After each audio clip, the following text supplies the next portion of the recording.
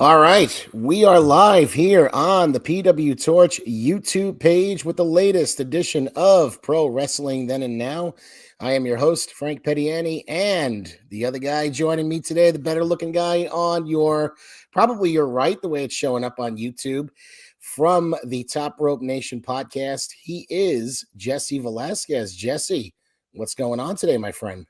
So you made a promise to some followers and listeners out there that we weren't going to butcher anything. Well, I butchered quite a bit this morning, but it all started with my son. So we're not going to put the blame on him. We're going to put the blame on Dad for that one. Yeah, hey, listen, man. It happens. The happenings when you have young children. I can tell you stories. I'm sure you could share stories as well. In all kinds of categories. But today we are talking about Starrcade. When we talk about butchering, we are talking about WCW Starrcade 1994.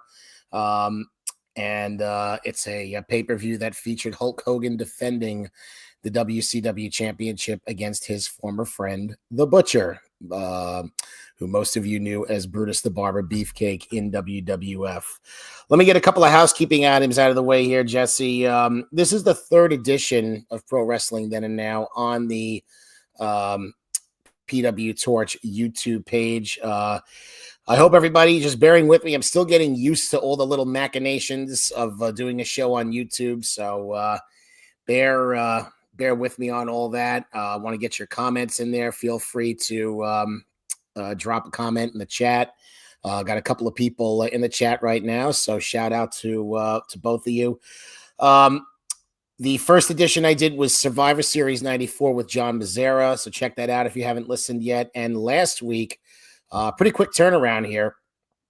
David Wolf joined me. We reviewed the first two Saturday night's main events in advance of the more recent Saturday night's main event, which is a good segue to talk about your show, Jesse, because I was on that show with you and Ryan Drosty and his friend Jay Schmidt. So go ahead and plug that podcast and what you do for Top Rope Nation. We had a good old time on Saturday night, and this was impromptu. Ryan says, "Oh, we'll get a few more viewers if we actually go live about a half hour after the show hits," and he was correct indeed. So, Top Rope Nation, we're 367 episodes deep. I've now been there for a year and a half. I've had writing experience with the Daily DDT, with WrestleJoy, and also with SE Scoops. I've had my own show, which I still do, behind our Patreon wall at patreon.com/Top Rope Nation. Little merchandise plug. I have a Top Rope Nation Unplugged, which is the name of my show, a coffee mug here, and a Top Rope Nation t-shirt on. So it's a whole lot of fun, and we're very 90s, 80s driven, especially when it comes to our classics episodes, and that's what most people subscribe and listen to. There was a 1992 edition of the Survivor Series, which Kyle Ross, former host, I'm sure you've heard him here if you're a Torch member, because I'm also a Torch member. He was also, I believe, on with Frank doing Survivor Series 92, so he knows that show like the back of his hand because he was there. But so many classics episodes that you can go through in the archive. You can go through my show. And then we have a weekly podcast, normally on Thursday nights at 9:30 Eastern, 8:30 Central. Absolutely. It's totally worth it. Check it out. Totally worth it to become a Patreon over there. I've been on that show with you, Jesse. I think it was last year around this time. It always seems like December is the time I end up on that show. And you know what's crazy? I was thinking about this. I think it's almost 3 years since my first appearance on your podcast. We looked back at the ladder matches between Shawn Michaels and Razor Ramon, and we compared the Bret and Owen matches from 1994. I talk about that episode a little bit here and there. I actually brought it up a week or two ago, and I'm trying to remember in references to what it was. So I think I'll spoil it for people who go on Top Rope Nation. I am going to throw that episode behind the paywall as a Christmas gift. So it'll be, I believe we did it in March of 2022, where, again, we reviewed Shawn Razor. Just the comparisons, the contrasts between their two matches at WrestleMania 10 and SummerSlam 95, and Bret and Owen with, of course, SummerSlam 94 and their match at Yeah. WrestleMania 10. Absolutely. And those shows were reviewed here at Pro Wrestling Then. Now, in fact, speaking of Ryan, he was on the WrestleMania 10 review with me, where we looked at the first of those two matches between Brett and Owen. And then Greg Parks joined me, Torch columnist for SummerSlam 94. So, a lot of, like you guys, a lot of 90s, getting a little bit of the 80s mixed into there with the Saturday Night's Main Event shows. But go back in the archives and check it out. Those shows are behind the paywall. So you'd have to be a Torch VIP member. That's pwtorch.com/go VIP. Very worth your while, as it is for your guys' product over there at Top Rope Nation if you become a patron. So check that out. And of course, like and subscribe the video here, and subscribe to the PW Torch YouTube page, youtube.com/PW Torch. All right, Jesse, let's dig into this. And just as I've been doing all year with different hosts. In fact, you were a co-host with me earlier this year for Slamboree 94. So it's kind of funny because it's like the tale of two WCWs. That show was main evented by Sting and Vader, and I believe Dustin Rhodes was on the show, Ric Flair. I mean, it's a completely different promotion from then to now, no pun intended. I just want to talk to you about your general feelings about if you didn't know any better, if you didn't know what was to come in the next 30 years. Obviously, we have the benefit of hindsight, knowing what was coming. But just kind of the state of WCW at this point, given who had come into the company, some of the changes. How do you feel they were positioned at this point, factoring out what's to come? Not in dire straits. However, it was a facelift, almost gone wrong. They, in a sense, with Hogan especially, bringing in so many former WWF performers, and it kind of turned WCW on its axis and got away from what it was, which was an alternative to the World Wrestling Federation, where you would get more focus on the in-ring product. You would get more focus on that. It had more of a Southern feel, where now you started to bring in these cartoon characters again. And I think with 1995, you're going to start to see that even more. Yep. And Hogan's he's been in the limelight now for a decade, which we look at it now. A good friend of ours coins the Jake Roberts rule. 6 years in a specific place, maybe 6 years in the limelight, and all of a sudden maybe it's time for a turnover. Yeah. So somehow, some way, Hulk Hogan is able to start anew in WCW, but also take it over and ruffle some feathers. Because I look at it, you could have seen Brian Pillman, we could have seen Steve Austin, those two as main eventers, I think, moving forward. But then all of a sudden, you have Austin losing to Hacksaw Jim Duggan for the United States Championship, and he wouldn't be too long for this promotion. So again, I think just kind of turning it inside out, and the WWF going in a different direction when Hogan left. They almost went more WCW-esque with a focus on who was on top, like Bret Hart, Shawn Michaels, that more focus on the in-ring. But they still had that cartoony feel. So I'm just starting to feel that pro wrestling as a whole was kind of in the doldrums. It was a weird time. Because and even Wade talks about this in his newsletter. So it's edition 314.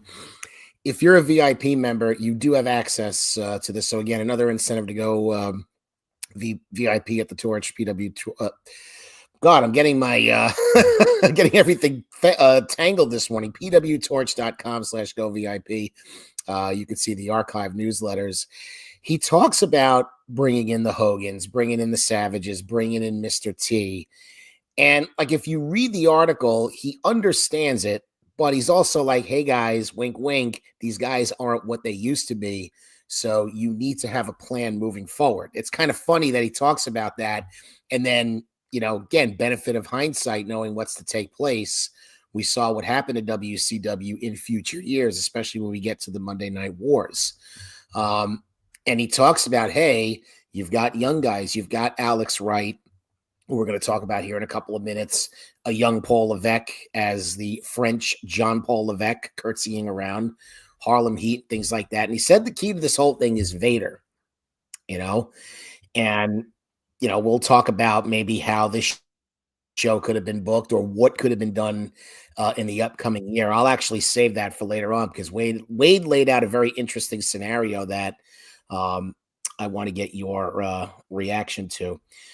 All right. So, and just to kind of lay out what's going to happen with this show specifically, we'll be exploring 1995 in particular because I want to see once again, because I was watching WWF mostly at that time and I was kind of sampling WCW, but I want to see where things were before we got to 96, before things really started to change and go to the Monday Night Wars.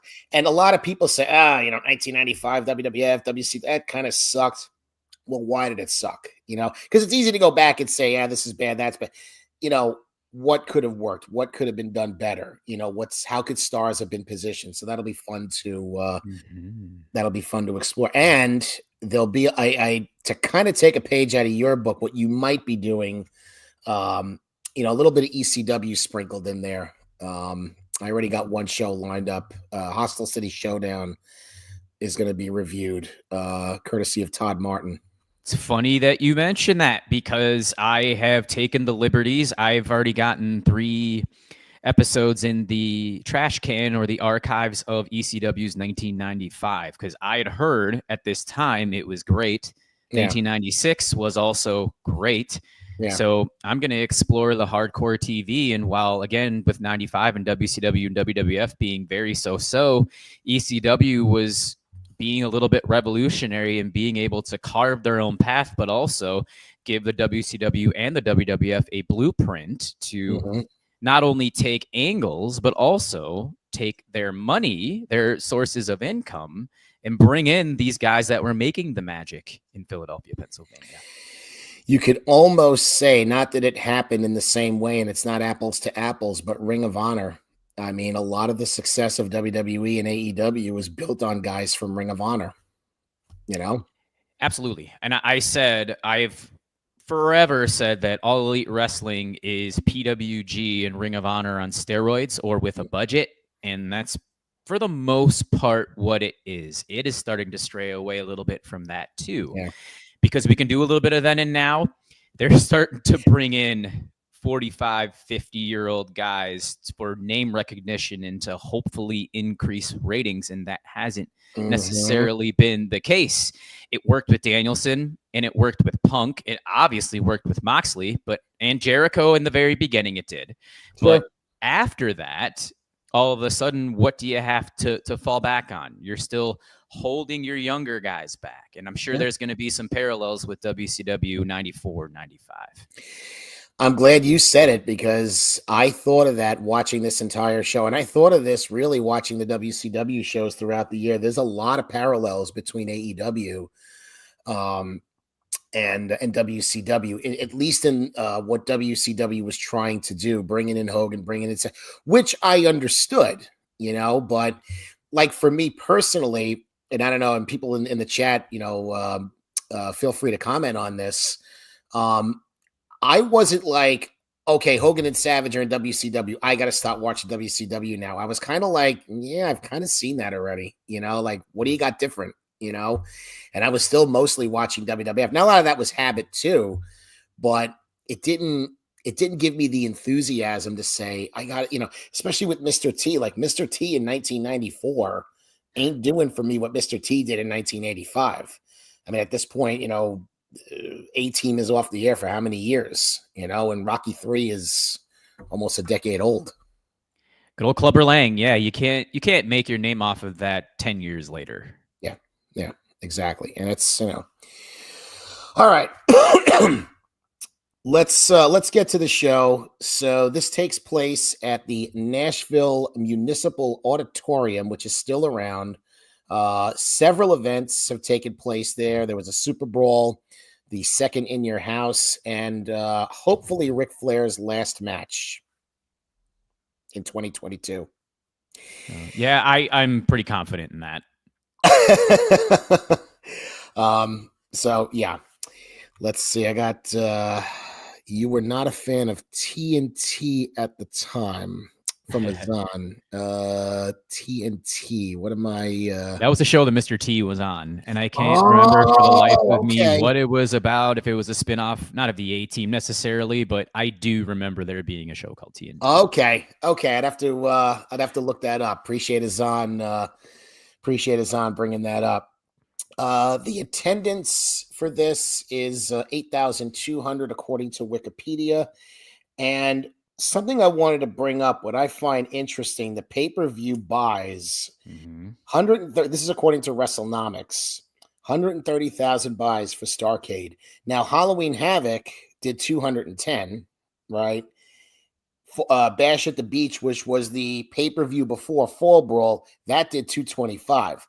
Fall Brawl took a nosedive to 115. So you could see the pattern was the Hogan pay-per-views were doing the bigger buys after they were basically holding around 100,000 and change for most of the year. But then this thing takes a big drop off to 130. We had talked about SummerSlam 1994, and I know you have, and I mentioned that Hogan's initial debut on pay-per-view drew a massive number, but you also look at the numbers for the earlier portion of 1994, and we see 110 for Super Brawl, 115 for Spring Stampede, and 105 for Slamboree. Now, Spring Stampede 1994 is probably the pay-per-view of the year in North America. Yes, and that was, and we reviewed that here. That was very well received, and I believe you guys did it at the Torch last year. Actually, that might have been Kyle. I think that was before you got on full time, but I remember them saying like they were enthusiastic about WCW at that point, because this is prior to the Hogan effect. Exactly. And Hogan, I think I guess they kind of repackaged that Christmas toy, shined it up real nice, and stuck it straight up WCW's candy ass, apparently. I mean, but it was well received in the beginning because Hulk Hogan's a huge name. But then, like we mentioned, what is there to follow up with? And that has to be your undercard acts ascending. Yeah. Yeah. And, again, benefit of hindsight, knowing what's to take place. And you're already, as you mentioned before, you were already seeing the signs with, Pillman not on the show. And I think he was hurt, but still Austin, so. All right. Let's see here. So your announcers are Tony Schiavone and Bobby the Brain Heenan, as would be the team for a while. Gene Okerlund, Mean Gene, is your interviewer, so that WWF touch. Gary Michael Capetta is your ring announcer, and of course Michael Buffer for the main event. As far as before the show starts, you've got Schiavone, Heenan, and Okerlund introducing the show, and Bobby Heenan's first line: "I saw 12,000 pickup trucks, 3 mules, and a dirty bloodhound." Bobby Heenan, bar none, was the MVP of Starrcade 1994. I was gonna say that. I texted you right away. I said Bobby Heenan was the saving grace for this pay-per-view. He was in his usual form. We're gonna do. It's something that I tried once and I never went back to it. We're gonna do the 3 stars of the game. You're a hockey fan, so 3 stars of the game. Hands down, Bobby Heenan's the number 1 star of the show. I mean, I don't think I got all of his lines, but I got enough. Yeah, I've got quite a few as well. So I'm going to now, as we go through this show, I'm going to have to rack my brain who number 2 and number 3 are. I actually have a good idea who will be in the top 3, though. Yeah. But I'd have to find that other performer. Yeah. Yeah, I wasn't sure. But as we talk about the show, I think my opinion will form like you. All right. Country singer Aaron Tippin sings the national anthem. I never heard of Aaron Tippin until I'm not a big country guy anyway. So Schiavone discusses the main event. Okerlund brings up Savages. Macho Man Randy Savage. I'll either shake Hulk Hogan's hand or I'll slap him in the face. I do remember that vividly. Honestly, that's the reason I got this pay-per-view live, to give my Uncle Billy a shout. We had talked about it, and he told me to come over. and we watched the pay-per-view. Of course, Heenan and Okerlund I always liked Heenan and Okerlund. They always went at it. They always had good chemistry. They speaking of the Macho Man, they cut to the video where he says he's the number one wrestler in the world. Hogan is number two. And he says he's here. He needs to take care of a little business. Says he'll be at Starrcade. And as I mentioned, he's either going to slap Hulk Hogan in the face or shake his hand. And then they bring up PWI announcing Hogan as the wrestler of the year. And they actually cut to Bill Apter presenting that award. Was that kind of annoying to do on a pay-per-view? Was that something? I mean, I know we don't have Nitro yet. You know, we're still kind of in the WCW Saturday Night era. Is that something that, like, hey, I really didn't need to see this on a pay-per-view, or did it make sense here? I think the way the pay-per-view went, it actually made sense. Okay. Especially if maybe you are a viewer who has dropped off of WCW in 1994. I was in shock at how many awards WCW won in Pro Wrestling Illustrated in 1994. Unbelievable. Yeah, because, well, you know, the Nasty Boys, and then I think Sting gets an award later on. Jimmy Hart. Yeah.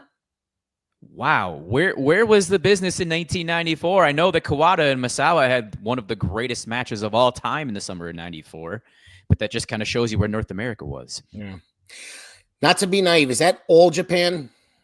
Yes. Okay. All right. So that's something to, is that available on YouTube, or where can I find that if I want to watch it? I believe that Kawada Misawa, June the 3rd of 1994, should be on YouTube. Yeah. Okay, cool. I mean, I believe this was the famous Tiger Driver where Kawada was dumped on his head. Oh, okay. So to get some of the origins of the Tiger Driver for the modern wrestling fan, I think it's good to study that. All right. Let's get to the first match. We kind of alluded to it earlier on.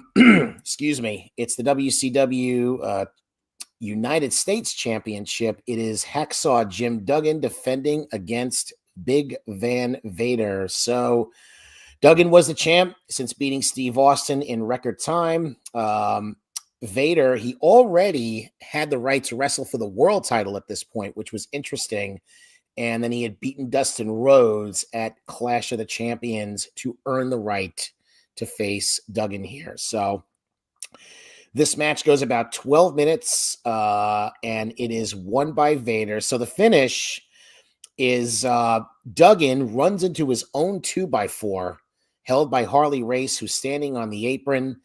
And Duggan then... he just gets picked up by Vader, and he just like face plants him. Like, doesn't do like a power slam or anything like that. Just plants him and gets the win. Prior to all this, he had power slammed Vader, who leapt off the second rope, which I thought was pretty cool. But then the ref is distracted by Harley Race. He kind of knew what was going to happen. Duggan is about to throw the referee until he stops, and somehow he sees Vader come from behind. Like, he had like eyes in the back of his head at this point. And then after that, there was a little bit of an exchange, and then Duggan ran into the ropes, and the finish took place where he ran into the 2x4. Wade had this at 3.25 stars. What did Jesse have it as? Let me first say there's a giant difference between Jim Duggan in Mid-South, 84, 85, 86, to his WWF and WCW days. Mm-hmm. I look at this match, though, and go... where was this Jim Duggan throughout his entire career on a national level? Because he looked serviceable. Vader made him look way better than he should have. It was unbelievable. I guess that shows you to a testament at how good Vader was. Yes. Because this Duggan looked like, again, not like $1 million, but he was pretty dang good. And this honestly, and this kind of goes to show where this show's going as a whole, I think this was my favorite match. It's mine too. Mine too. I think if I were to give it a rating, though, it'd be 2 3/4, maybe 3. Yeah, that's fine. It's funny. You must have read Wade's report, because all of those sentiments are in his review of the match. You know, because he talks about Duggan being the brawler from Mid-South, you know, as opposed to what he had become in the WWF. And Vader bumped like hell. Vader, at times, when he's motivated and wants to make somebody look good, he'll do it. Yeah. So he chose Jim Duggan on this night. Good for him. I should go back on cagematch.net to see where this match ranked for Jim Duggan in WWF and WCW. And I believe this was the number 2 rated match for him on Cage Match for the WWF and WCW. There was a big blow off with Ted DiBiase in 1985 Mid-South, which I'll profess I've never seen. Mm-hmm. There's a All Japan tag UWFI tag from 2 months prior that got rave reviews. And then we got this one. Yeah. And, you know, it's funny. I didn't want to like this match because I had a bitter taste in my mouth for how they treated Steve Austin. I really didn't want to like it, but I have to admit, like Duggan, I thought Duggan looked good. I really think he did. You pretty much, you pretty much said everything that I want to say. There was a lot of feet on the ropes in this match. Like at one point, Duggan hit the 3-point stance, and Vader got his feet on the ropes, and then later on here, there was a Vader bomb. Actually, Vader went 1 for 2 with the Vader bombs, and then he missed a moonsault. It was kind of telegraphed because like Duggan was so close to the ropes. I'm like, yeah, he's missing this. There's no way he's hitting this moonsault. There were a couple of other instances, but I thought it was. Did Vader need to win this with a finish? Because I look at this show and there's only one match where a finisher ends the match. Like everything's a roll up, everything is a DQ or a leverage pin. Like, did Vader need to just like demolish Duggan in like 2 minutes, or was this the right way to go? Ooh, let's find the happy ground. Let's go somewhere in between 2 minutes and the 12 that they gave it. Yeah. Yeah, I think Duggan. Again, I mean, it's what value does Hacksaw Jim Duggan serve in 1994? Right. It's just Hogan bringing people that he loves to get him a job. And I think if Vader, and this is me answering my own question, if Vader smashes Duggan in 2 minutes, what does that say about Steve Austin? That's the other thing too. But again, it was Hulk Hogan and Steve Austin. Steve Austin never saw eye to eye with him, and it seems like it was the same way with Hulk Hogan. Yeah. Speaking of which, that can give you a rabbit hole to go down. Go watch some of Steve Austin's ECW promos. He'll tell you how he really felt about Hulk Hogan at that time. Oh, yeah. The foundation of the Stone Cold character. And I think also the reason that Hogan and Austin did not wrestle at 18 in Toronto, WrestleMania, that is. Oh, yeah. Yeah. No, they weren't going to do business together. And I don't blame Steve. I don't blame him. A couple of comments I want to highlight. Dr. Ross, sadly, I only remember Duggan as a joke act from the late 90s. Yeah, I mean, it's even in the 80s too, you know, with the ho and the 2x4. I mean, that's just basically comedy. And here from Azan, this is an interesting comment. When a U.S. title kind of stepped down for Vader during this time. The problem is, and I thought about this, and I was going to bring this up later, Vader was not going to beat, Vader was not going to beat Hogan for the world title at this point. And he had won that triangle match, and, you know, he hadn't had I think he had the international title earlier in the year, lost to Sting. You had to give him something. And like the U.S. title, I always felt like, and I don't know if you feel this way about the U.S. title, was a little bit higher than the Intercontinental title. Like it was okay for a former world champion to have the U.S. title, and it had a bit of prestige. So I feel like that was a way to give Vader something, knowing that he wasn't going to beat Hogan for the world championship at this point. Kind of matter of timing. I also remember in the late 80s and probably the early 90s when the U.S. champion, and Vader would allude to it later, was always looked at as the number one contender to the WCW World Championship. So because when Lex Luger held it, obviously he was being groomed more or less as the biggest threat to Ric Flair during that time when he held the United States Championship. So that's kind of the way that I look at it. Yeah. And they started to stray away from it, I feel, maybe 96? Probably around that time. By the time I started watching... Oh, I'm sorry, go ahead. No, I'm just saying when the one-man gang held it, and Who was it? Hiroshi Tenzan? Is that who he beat? Or Kensuke Sasaki? Somewhere around that time in late 95, early 96? I don't remember that time period that well, but I believe you. And then now that you mentioned one man, I do remember one man gang having it. By the time I started watching WCW more regularly, which was around 97, the US title was just passed around. It was a joke, at that point. They gave it to Conan in the summer, or like that was one of his first initial things for obviously bringing all those AAA guys in. Yeah. He was a huge name in Mexico, so they thought he was going to be a pretty solid performer on the roster, and he was fine for those 3 or 4 years, but he wasn't the Hispanic Hulk Hogan like he was back in Mexico.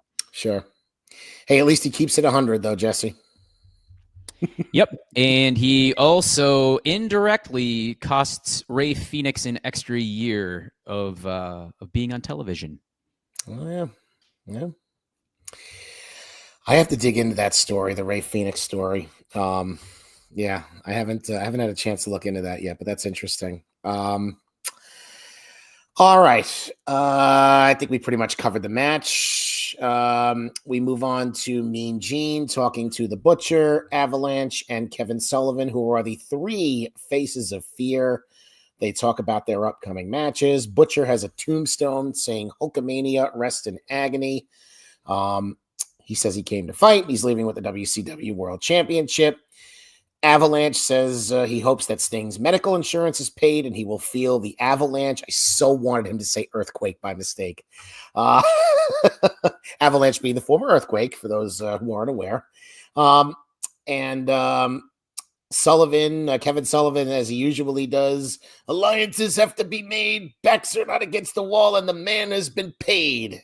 So Kevin and his pontificating there. And then we get back to Shivani and Heenan, and he goes, you're in Nashville. If you kiss a woman's hand, it's like kissing her foot. Same size, same aroma. Yep, that was definitely one of the lines that I had underneath here for sure. And I mean, with the Alex Wright match coming up, he had a couple of great one-liners in there as well. Yes. By the way, Kevin Sullivan, I don't know why I'm thinking of this right now at this moment. I feel like Bray Wyatt took some Kevin Sullivan lessons, because just his promos, how Kevin would just kind of pontificate and go out there and just talking like riddles and stuff like that. I feel like Bray had a little bit of that, God rest his soul. If only his dad would have been able to take those chops. God's sakes. I feel like we should call up Kyle Ross in Ohio right now and have him join the show for about 5 minutes and tell us how he feels about Mike Rotunda. Kelly, I'll give a shout to Kelly Wells, right, who's done the show with me. He usually does the Royal Rumble shows. He had the best line. He goes, not for nothing, I usually forget about one match per show, especially at these Royal Rumbles, and every match, it's effing IRS. The match that he forgets is IRS. I died when I heard that. I'm not going to go deep diving on Mike Rotundo. No, you'd have to triple my income, Top Rope Nation listeners, for me to go down the Mike Rotundo route. Azan says here, it's weird we never got Kevin versus Hogan as a singles match during this. Wow. Yeah. They should have paid that off at some point with Sullivan being the spokesman. He just kept on bringing in former Hogan opponents from the WWF and, of course, Paul White. Yes, indeed. Yeah, curious why they never. Probably because once he beats him, then the story's done. So they just figured, let's just keep this going. But yeah, at some point, you think they want to pay it off. All right. Match number 2, I texted you about this. It is a young Das Wunderkind, Alex Wright, against John Paul Levesque. And you all know him now as Paul Triple H Levesque, if you are watching the modern WWE anyway. So Das Wunderkind had debuted in September. They said he was 18, but I looked at his Wikipedia page, and if it's accurate, he was actually 19 at the time. So a little bit of edit there. This is both their first pay-per-views and, oddly enough, the last for Levesque. That is correct. He would not be too long for this promotion, as I have in my notes down below, as he would leave on the 22nd of January, 1995. Unbelievable. This goes a little over 14 minutes. It is won by Alex Wright. So Wright is in the corner. He avoids a charging Levesque by leaping to the top rope, and he flips over him, and he just basically rolls him up for the win. Wade has this at a 3, quote, by far the best match of either man's career. Fundamentally, both men showed tremendous improvement. Their execution was more solid than many veterans, and they both obviously put forth their best efforts. The mat wrestling didn't come off as mere rest holds, as often seems the case. Sloppy in some spots, but overall, a very good bout that told a story. Lack of crowd heat took away from the match. What do you think of Wade's assessment? I think he's accurate here. I mean, there was a couple of notes I had in here. Yeah, with a nice backflip into the reversal roll, and then a lot of Bobby Heenan stuff. But what I thought was interesting was that Triple H head sprung out of a scissor lock. Yes, and that's when he starts going all crazy on Alex Wright. Yes, and there was at one point in time in the first 3 minutes, you'd have to catch it. I believe Wright got Paul Levesque to powder to the outside, and Alex Wright gave a modified crotch chop. Ooh, I did not catch that. Yes, it was a quick little like that, and I was like, whoa. There's no way you're going to foreshadow that to seeing it 3 years later and becoming one of the more trademark moves of World Wrestling Federation. Yeah, interesting. I'm pretty much with Wade. I think the problem with this match is it didn't feel like a priority. Like, one thing I do have to say about the modern WWE, all right, is they try to make everything feel important. They try to make everything matter, and right, wrong, or indifferent. I think that's the right way to go. Here it just feels like, and I noticed this with a lot of WCW matches back in the day. They really didn't care to prioritize this. I don't know if promos were cut on TV. I don't know if the audience knew what to think. It was just kind of there. And it was a shame because I thought they really worked hard. No, they really did. And like you said, I mean, these are two guys. I know that Levesque had been in the promotion for about a year. He started out as Terrorizing, for those, again, for keeping score at home. Yeah, good thing that they actually changed it to his name with Jean added to the front. But I mean, with Wade kind of foreshadowing that both of these guys had a future. Unfortunately, Alex Wright from the get-go was dancing, which is super unfortunate. Yeah. And then Triple H eventually was able to broaden out and be able to kind of mold his character into himself with the volume turned up. And look at the rest of history there. Yeah, I mean, it's a shame. Like, you just wonder if was he one of the guys that Hogan did he suffer from the Hogan effect? Is my question. I would guess so, because I know commentary had, I can honestly tell you, it was loosely following WCW in 94 and 95, but anytime I would see Alex Wright, the commentary is putting him over. Like, he was a big deal. Yeah. So, yes, I mean, when you're saddling yourself with the Earth, with the Avalanches and the Leslies and the Duggins and the Honky Tonk Mans, thank goodness he was leaving or had just left. So, and then keeping, again, the Wrights, the Austins, and the Pillmans to the back burner. Yeah, I'm sure Hogan politicked it. Yeah, I mean, he's talked about it. He came on with Jericho a number of years ago, and he talked about his departure. And I think, too, if I'm not mistaken, I think being a Frenchman had a lot to do with it, too. And one thing I'll give Vince credit, and he admitted this, he said, I'm not going to have you speak French because if I turn you babyface at some point, I can't have you not being able to speak English to the crowd. So it's like Kofi losing his Jamaican accent. Oh, no. Kofi losing his Jamaican accent, Lana losing the Russian accent. Yes. We all pay attention. Pro wrestling fans do pay attention. Yes, we do. Sometimes bookers don't. Okay. As far as the match, yeah, we hit the highlights that I have. The only thing I noticed about this, not a big deal. I kind of felt like the match went a little backwards because they were going back to chin locks. Like they did a lot of the rest hold stuff early, which is typical, and then Levesque gets a little more aggressive, and then they kind of went back to it. So I thought that was a little backwards. Yeah, I think especially with these two guys that were, I still mind blowing to me that Alex Wright is 19. Yeah. Triple H is in his mid 20s. Yeah, you'd want to start slow and have that crescendo build, but I mean that just kind of speaks to the inexperience that they had. Yeah. I mean Levesque.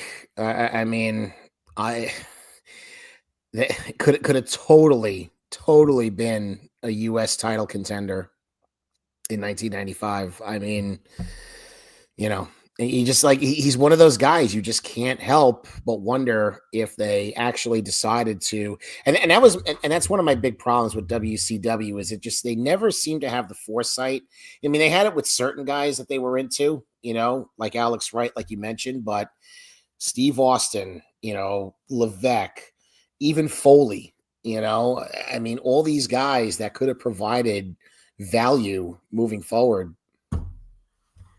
If you really thought that highly of him, I know he was tied with Steven Regal at one point in time. Maybe use Regal as the stepping stone. And it's ironic that those two are pretty tight right now. Yeah. Yeah.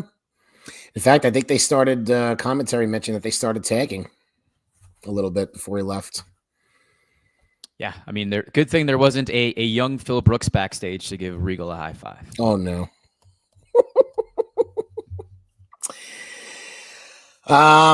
Heenan lines. Wonder Punk said he smelled like sauerkraut. Das Wonder Kuhn. That's no. Yes, called him that. Oh, no. Yeah, you got the Wonder Punk out of the way. Smelled like sauerkraut, or is that sweat? Yeah. Bobby Heenan, absolute gem. Made fun of country music too. I forget what his line was, but everything was about. Well, I forget what his line was. I forgot to document it, but I remember the line that he said was a lot of what I used to say about country music. So maybe I shouldn't repeat it. Or I'm not a huge fan. Good thing I don't remember. So exactly. All right. Let's see. They advertise Clash of the Champions. Heenan says, there's a sign, Welcome Blue Eyes in Las Vegas, and that's about him. Not about Frank Sinatra. Everything's about Bobby Heenan. Mm-hmm. Oh, yeah. And then we go to a WCW television title match. It's Johnny B. Bad against Arn Anderson. So it was supposed to be the Honky Tonk Man who wrestled Johnny to a draw at Halloween Havoc. That show was reviewed here at the Torch. The last of these shows, the last of the behind the paywall exclusive shows. So you got to be VIP if you want to listen to that. Todd Martin joined me. Bad had been the champion since beating Lord Steven Regal at Fall Brawl. First they tease Honky Tonk Man's music, and then Arn Anderson comes out with Colonel Robert Parker and Meng. Heenan says that Honky Tonk Man is stuck in traffic. Yep. Wade was a little annoyed about this. He was actually a little bit annoyed in his he said it was just kind of cheap, And I think his point was, you guys knew he wasn't showing up. Why are we playing the Honky Tonk Man's music? No, I 100% agree with that. Maybe that was just a pot shot at him on the way out the door. I'm sure it was. Wouldn't be beneath old Eazy. Yeah. Yeah, it just, I don't know. I guess you can, there's multiple ways to look at it. I mean, I think it shows a little bit of content for your audience when you just don't turn around and say, all right, Honky Tonk Man will not be here tonight, but, his opponent instead,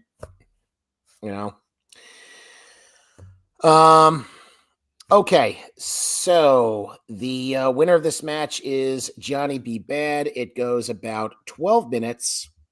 Kind of a similar finish to Arn's match with Dustin at Halloween Havoc. Arn tries to use the ropes to leverage pin Johnny, but the ref catches it.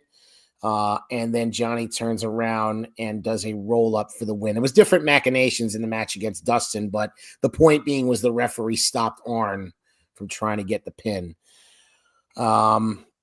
Wade's rating was a 2. Anderson seemed rusty, bad, had a good energy level, but Anderson seemed somewhat lethargic. Nonetheless, a basic, well-executed match. I go a little higher. Okay. 2.25, 2.5. Okay. Yeah. I thought Johnny looked good. I commented about his arm drags. And what's really odd as well is for him being a former amateur boxer, I never really liked his working punches. That's odd.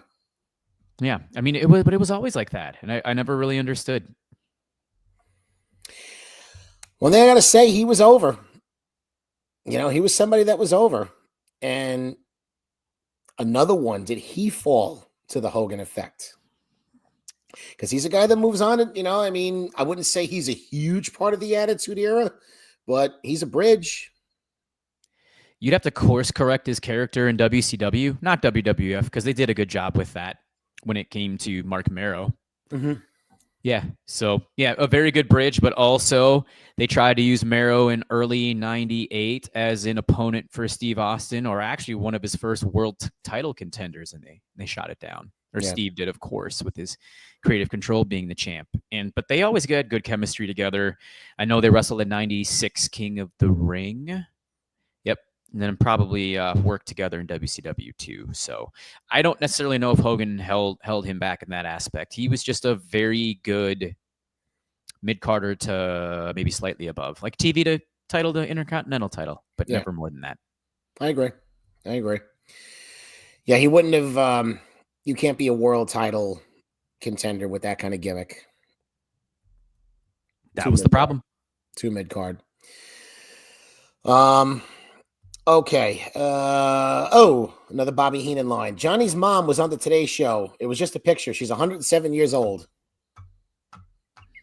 And he goes, George Foreman. Somehow they got to talking about George Foreman. He goes, he was a great boxer. He boxed 10 dozen oranges and 2 grapes at the same time. Or something like that. But here's another one. This one was bad, folks. I did chuckle, so I'm kind of guilty of it too. But he also said they should have bombed this building instead of Hiroshima.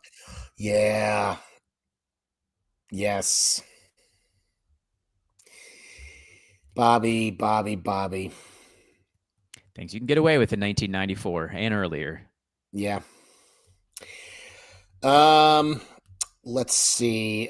Just my notes here. Yeah, I was pretty much with Wade. The only thing I mean, who knows? It's 30 years ago. Maybe he wasn't as ready to go as this was supposed to be honky. I don't know when they made the decision to put him in the match, so who knows? Yeah,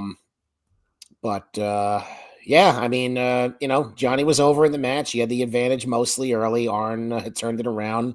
The spine buster was still over. Always is. Yeah. Gil calling card for AA. Yeah. At one point, Arn broke up the sleeper, and it felt like the stunner almost. Yep, I always found that to be. I think they probably use it as reversals to the sleeper in the 93, 94 variation of when it came to the sleeper hold. Yeah. So cool for Steve Austin to adopt it later as an actual finish. Good way to break it up. And the big spot though that I liked and I noted, the sunset flip off the top. They said that the announcers would point out that Johnny would win a lot of matches in that way.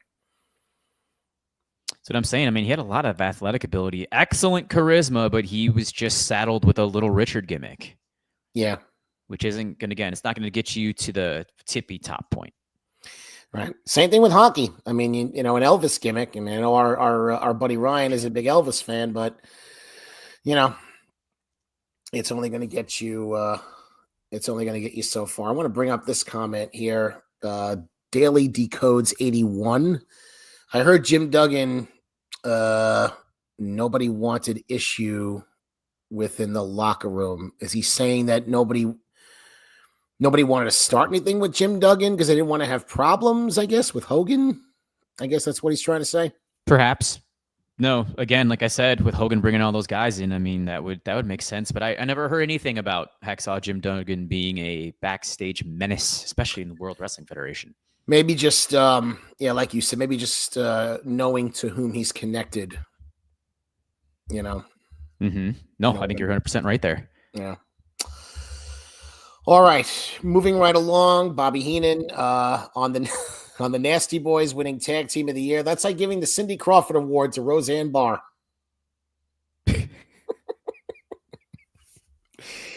Bobby. And then we go to a video of the Nasty Boys getting the award. And they said that they were going to be the tag team of the 90s. And my notes aren't we halfway through the 90s at this point? That is correct. Brian Knobbs and Jerry Sachs, by the way. I mean, they were hired pre-Hogan, but Brian Knobbs was one of Hulk Hogan's best friends. Yes, he was, and still is. All right, so they are set to take on a young Harlem Heat, Booker T and Stevie Ray with Sister Sherry. After being Sensuous Sherry for a few minutes, she is now Sister Sherry. This alliance takes place at Clash of the Champions, where she helped Harlem Heat beat the Nasty Boys. Nasty Boys have been feuding with the Stud Stable mostly. Excuse me. And they were involved in the War Games match at Fall Brawl. Another show covered here at the Torch. That's also behind the paywall. Let's see. They had... and ironically, they are the tag team champions at this point. They had beaten Stars and Stripes for the tag titles, but it did not air until January 14th. Yeah. I mean, hey, I'm also going back a little further because we covered Spring Stampede as well as Slamboree. Look at their matches they had with the Sullivans Max Payne, Kevin Sullivan, and then Sullivan and Cactus Jack. Those were two of the better North American matches that year. Yes. Yeah. The one Slamboree, which was the one we did at Slamboree? Do you remember? That was Cactus Jack and Kevin Sullivan. Okay. That was a lot of fun. So this goes a little under 18 minutes. It's the Nasty Boys winning via a DQ. So all four men are going at it as they did earlier in the match. Sherry accidentally maces Stevie Ray. And then later on, when Sherry tries to jump off the top rope and give Sags a splash, she lands on Stevie instead. And then the ref DQs Harlem Heat. And then after the match, Sherry gets the good old Nasty Boys armpit rub. Wade's rating, 3.5. This was about as good a match as these two teams could have. The first 10 minutes saw good brawling. The next 5 saw Heat build sympathy on Sags. And the final 2 minutes was an all-action finish. The DQ finish didn't take away as much from the match as usual. Huh. And here, as I wrote, this match was a decent brawl. Yeah. Outside of that, Bobby Heenan, though, just commenting on Sherry's looks, and he's saying if he didn't have 11 girlfriends, Sherry would be number one. Yes. Also saying that 12 of those relationships are very serious. Oh, no. How about, you know what you call a woman with $2 million? Divorced. That is correct. God. Shivani was like silent at that point. He was just like dead at that point. He just no-sold that. Like, oh man. Yeah, and Azan brings this up. Sometimes you need to do a DQ. I didn't have a problem with the DQ here. No. And given where these two teams were, it's a brawl, it's a fight. A couple of years later, I believe they have a match at Fall Brawl, another show I covered. I think that goes to a pinfall, but these two teams just had good chemistry. And you know what? It's okay. And that brings up a topic I want. It's a good time for this, right? We talk about then and now. One of the biggest complaints we have about Paul Levesque booking these days, and even AEW does it from time to time, is the interference finishes. You do the pinfalls, but somebody gets involved, somebody comes out, there's a distraction, somebody pulls somebody off the apron, this and that, and then we get a win. I almost feel like the DQ, if you want to do protections, if you want to protect the loser, I almost feel like the DQ and the count out is better. I absolutely do. Yet, yes. So I would say we could throw a 7 out of 10, 8 out of 10 scenario in there where throw the DQ count out finish in, and then every now and then sprinkle in the interference where that person loses. And it still makes them look okay. Yeah. Because what you're saying is the person winning the match can't win without the interference. And then the baby face, like how many times do we see today? How many times do we see the music being played for somebody else and the baby face just stops and watches the heel on the, like, to me, this protects Harlem Heat better than the Nasty Boys getting some cheap hit. Like in today's booking, Sherry would have gotten that splash on Stevie Ray. And then Knobs, or I think it was Sags. Sags would have gotten the pin. Yeah. No, you're 100% right. That's where you do need the disqualification finish. And in WWE, that would work a little bit more. And again, there is way too much interference in both programs, but it takes a lot for AEW to actually call for a disqualification. I think they've been doing a little bit better job at that now, but yeah, the token interference and all of these is just, it's way too much. You got to, I think in some aspects, you have to be more clean with who is going over whom. And if you know that someone isn't either comfortable going out or getting put, or losing, or if you're not comfortable in that situation, putting those two together, don't book them. Don't book them. You're not doing them any favors. You're not doing the audience a favors, because you know what? We see right through it. 100%. Let's see here. I just want to go through my notes. Fun match. There's my note about the DQ.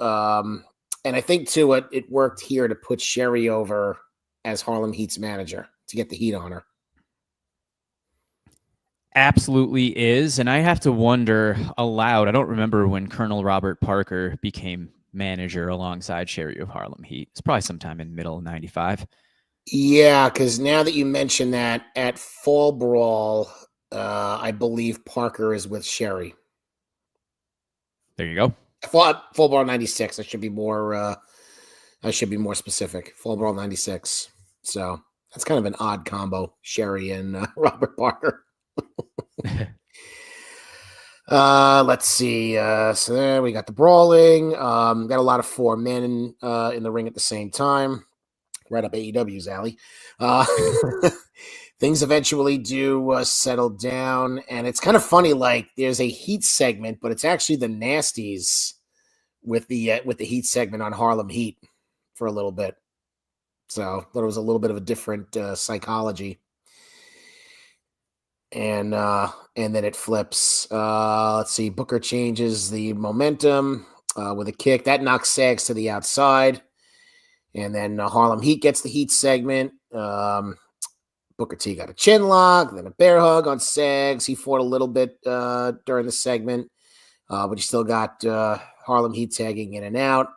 And then the crowd wakes up with a Sags clothesline and then a double DDT. And that gets the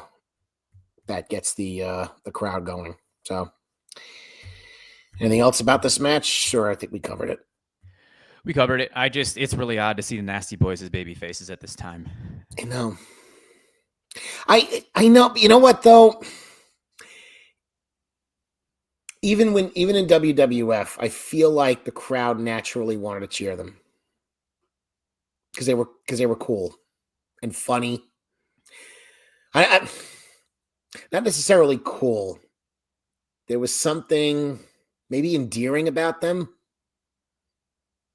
I could see that, which, again, it's funny. They were in the AWA. They were heels. 88, 89. Then they were sold in the company. They were mostly heels. I think they ended up turning on Jimmy Hart at some point in time, like almost every team did.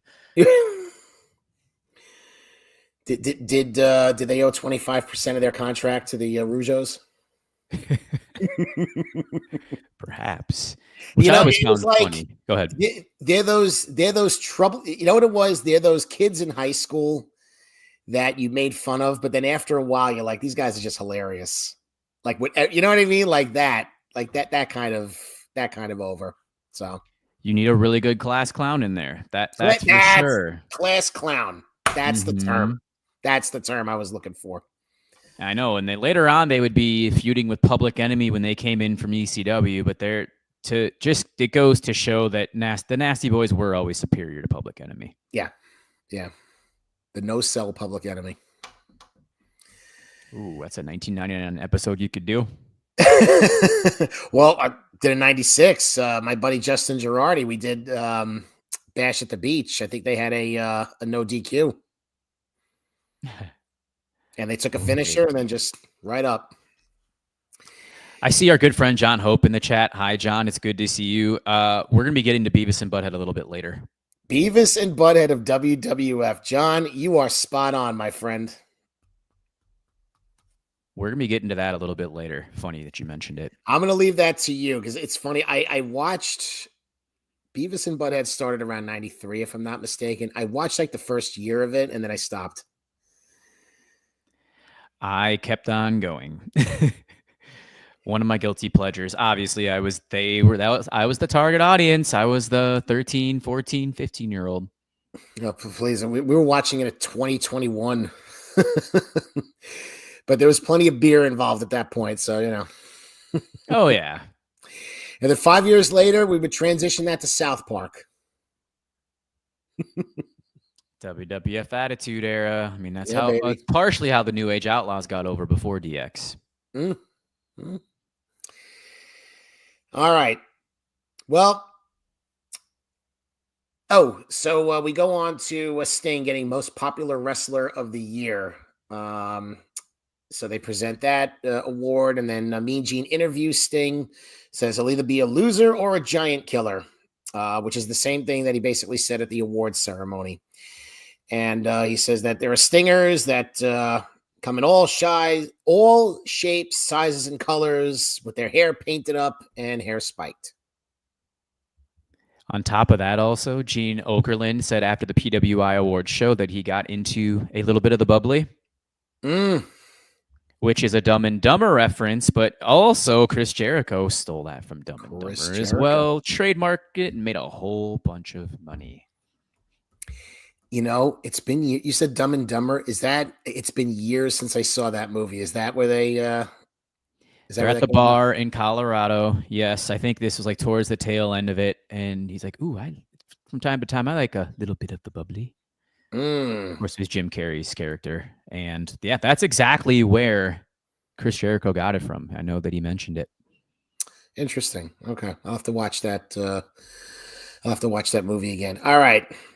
This next match, Jesse, hopefully we can cover it in less than the time it took place because it's Mr. T against Kevin Sullivan.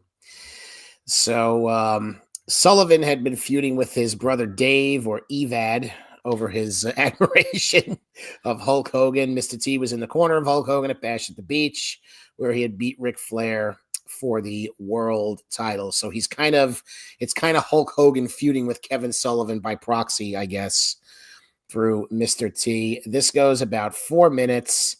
Mr. T pins Kevin after Dave Sullivan, who comes out dressed as Santa, and then has his Santa hat pulled off by a fan. I want that fan's phone number, and I want to call him, and I want to congratulate him. And then he hits him with not the megaphone, Jesse, the Hulkaphone. The old Hulkaphone. Yeah. This, to coin Kyle Ross's, to borrow Kyle Ross's phrase, not good. Not effing good, Jesse.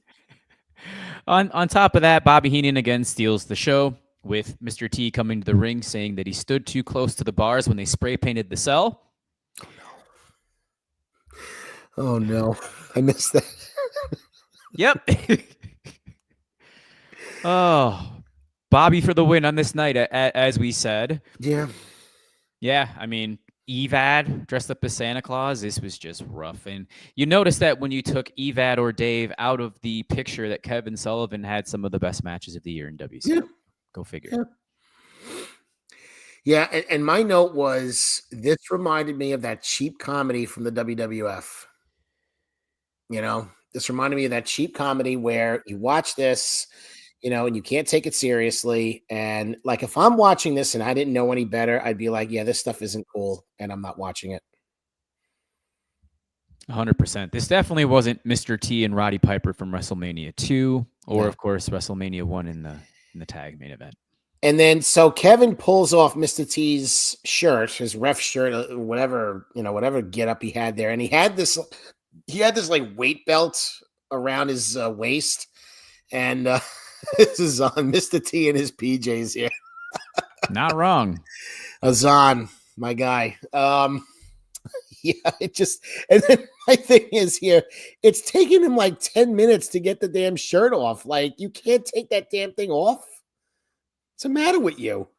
You'd gained some LBs over the years. A little bit. And that's why I said, all jokes aside, Mr. T in 1994 just doesn't have the same effect that he had in 1985. I mean, let's I know what TNT was brought up here. Let's see, the A-Team. When did that go off the air? Well, you look at that, and then I want to go Mr. T TNT. Yeah, so the A-Team is off the A-Team is off the air in 1987. Okay. Only there you go. 5 seasons. I thought it lasted longer than that, the A-Team. Me too. And then TNT went from 1988 to 1991. So there you go. He was a former boxer accused of a murder he didn't commit. All was lost. But thanks to public defender Amanda Taylor, he was proven innocent. Now he works as a private eye alongside Taylor, set out to help those who can't defend themselves in and out of the justice system. And it actually gets 7 out of 10 on IMDb. Yeah, there it is, TNT. Yeah, and just kind of scrolling through his work after that. I mean, oh God.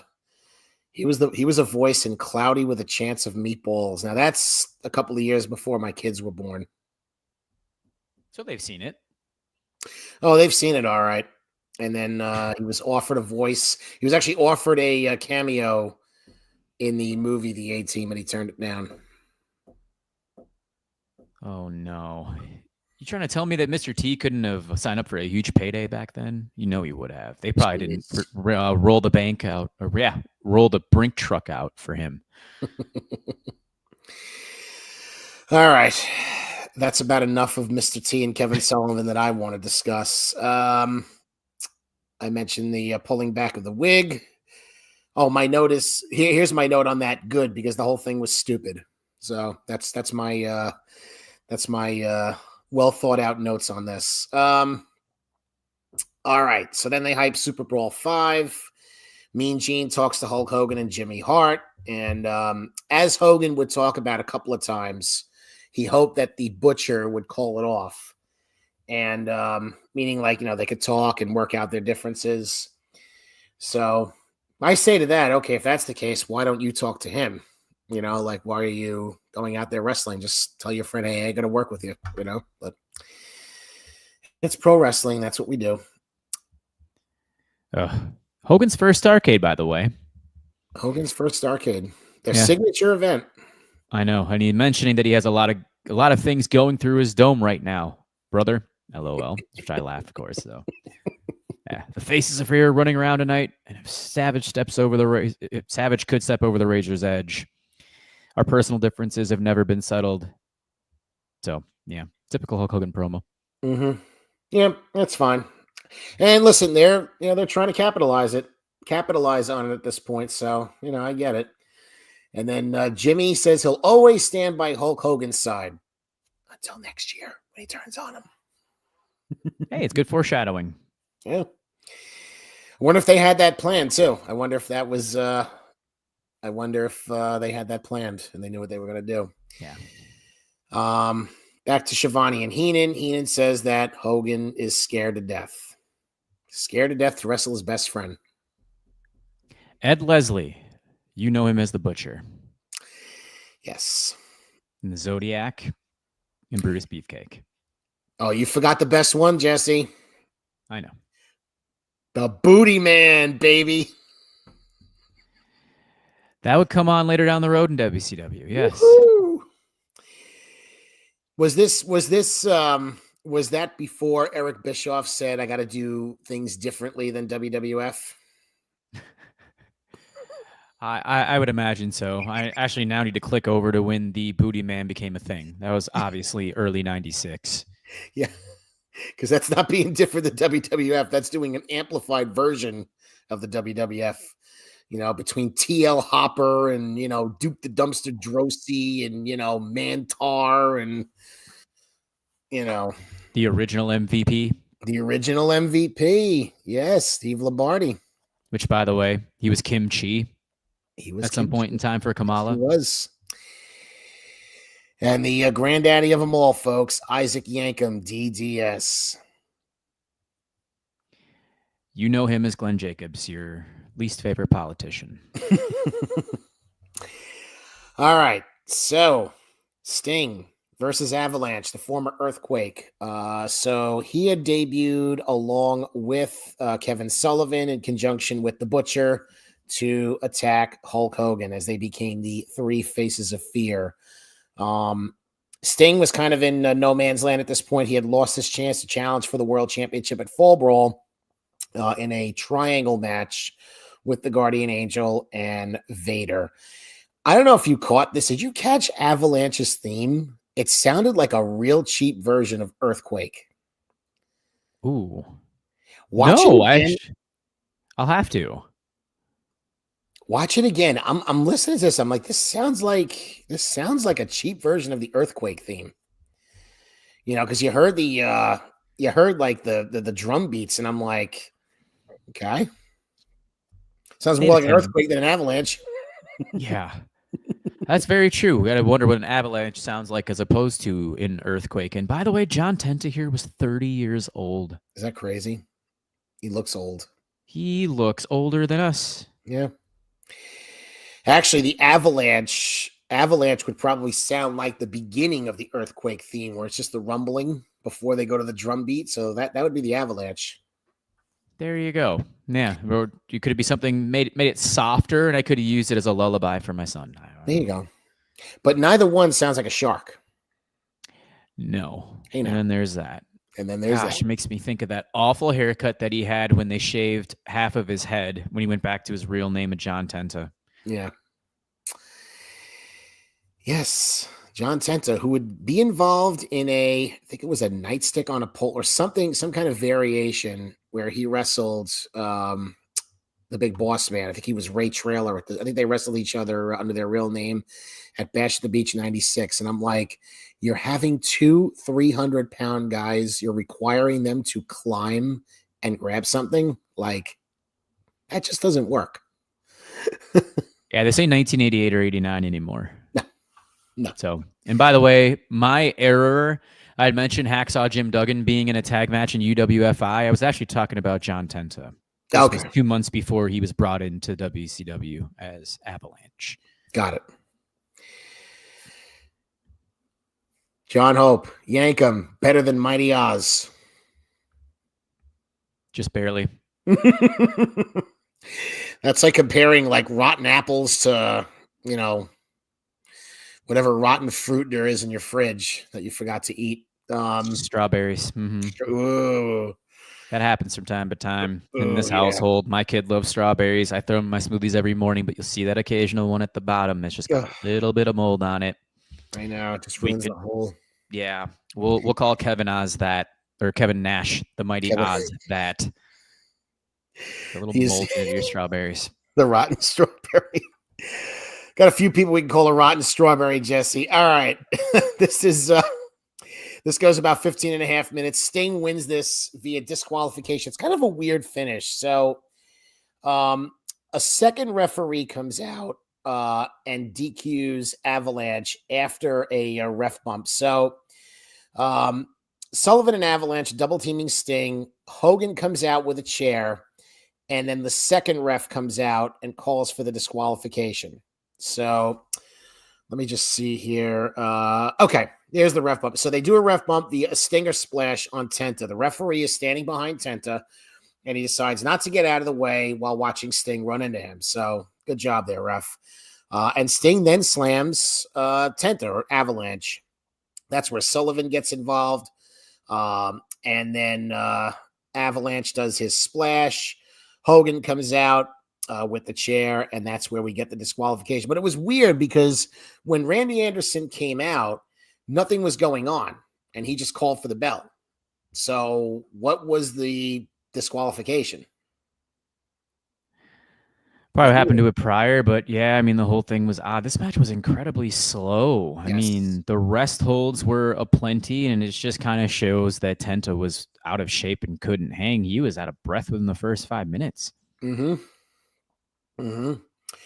it was very slow paced. You know, you had the he gets up, he does his little splash in the corner at one point. And then he does a power slam. And then but after everything he does, he's just kind of walking around and he's kind of catching his breath. And then we get a bear hug. And then Sting actually turns it around with a sleeper, but that's brief. And then there's another sleeper. Avalanche actually tries to do his splash once. But then Sting gets up and then he's making his comeback. And then we get to the ref bump. But it was just, like I said, it was just weird because it was just like, you know, Sullivan and Avalanche were double teaming him. So maybe that's what the ref is DQing, you know? Yeah, I mean, go figure. And here's the weird thing these days, especially when a second ref runs out and doesn't disqualify people these days, because they probably witnessed it backstage. Why is that? Especially in the older days when you used to be able to, when they would disqualify it for something they had seen in the back. You know, it's funny, like, now that I talk through it, now it actually makes sense in a way, because, like, if he's witnessing the double teaming, well, if the actual referee didn't take a bump and he saw that, that would actually be a DQ. But it was just weird because Hogan is out with the chair. So you would think the referee would be like, oh, you know, he must have hit somebody. So at least we didn't get that. The most dangerous thing in wrestling is Hulk Hogan with the steel chair. We'll see that later, too. Yeah. All right. So after that, anything else on this match, by the way? Oh, the one thing, another Heenan line. That paint job looks like a $9.95 Earl Scheib job. And then at some point in time with all the madness, I know he said it's like New Year's Eve at Okerlund's house. Yes, that was the other one. This looks like New Year's Eve at Okerlund's house. There are bodies lying everywhere. Yep. Oh, Gene. All right. Anything else on this match we got to talk about? I think we pretty much covered it. No, it's pretty minimal, but it also, I guess the big question you're going to uncover it soon is kind of Sting's 1995 with Hogan now being in the promotion. Well, that's even now. I would say at this point right now, it's, you know, Sting goes from being in the main events. He's got the international championship earlier on in the year, you know, and I mean, he loses it to Flair, but I mean, he's still in the main event at that point. Sting just kind of feels lost you know what I mean? Like he just feels lost. Mm-hmm. No, and I mean, again, you're going to see it a lot in 1995. They're going to not push to the wayside for these guys that Hogan's bringing in, but just still in the upper card, but not fighting for the world title because Hogan's the ultimate babyface. Well, okay, so I'll save that for when we talk about the what ifs, because there's a scenario that Wade laid out, so we'll circle back to that. So hold that point about Sting. Although Bobby Heenan does say something, he warned Sting, you better watch your back. I forget the wording exactly, but you better watch your back with Hogan because he'll turn on you. I have that in my notes, and that is exactly what. Yeah, that's exactly what he said. Oh, well, yeah, it's a strange, like, well, again, we'll get to it when we bring in, because we got Macho Man coming in, so we got a lot to break down with that. All right. Jimmy Hart gets Manager of the Year, says the last time he won was in 1987, and he owes it to Hulk Hogan, who 2 years ago called him and told him he had to change his ways. Why would Hulk Hogan have Jimmy Hart's telephone number, first of all, when Jimmy Hart's a heel and Hogan's a natural babyface? And nothing to do with the fact that Money Inc. was beating the crap out of Brutus Beefcake on Monday Night Raw. Good old Money Inc. Oh, yeah. Money Inc. I can't do I know. More Mike Rotundo references here on this podcast. It's exactly what everybody wants to hear. Jesus. All right, my price point is now quadrupled to take a look at Mike Rotundo's career. Oh, for God's sakes. It's a shame, too, because, I mean, wasn't bad in the ring. I mean, he was fine with Wyndham. Wyndham was the star, which we all knew. You know, but then was it VK Wall Street and IRS or yep. Maybe that's the reverse order. Michael Wall Street. Michael Wall Street. Was he Michael Wall Street before IRS? No. It was after. Okay. I believe it was after. IRS was in 91. Yeah. Wall Street was actually later. I think 94, 95. Okay. Well, yeah, probably, yeah, because because IRS is feuding with The Undertaker at the Royal Rumble. So, yeah, it's got to be after that. All right. They show a video of the events that lead to this blockbuster main event of Hulk Hogan against the Butcher for the WCW Championship. The one thing I noticed, Jesse, and I don't know if you had a chance to go back, did they ever explain, or did Butcher ever explain why he did what he did? Not really in depth, no. Not at all, which I found kind of odd. I mean, always being in Hogan's shadow would have been the easy answer here. Because it just felt like, looking back at this, it felt like pro wrestling angle. Okay, we have two best friends, so we need a challenger. So we need to turn, the best friend on Hulk Hogan, and because that's what we do in wrestling. And it just didn't feel like, it just didn't register. There were two different butchers at some point in time. Who was the other butcher? Never got that to be unmasked. By the time it was going to happen, Beefcake came in and revealed himself. You're talking about the angle on main event. Yes. Yep. Because there was the one masked man, and then there was two.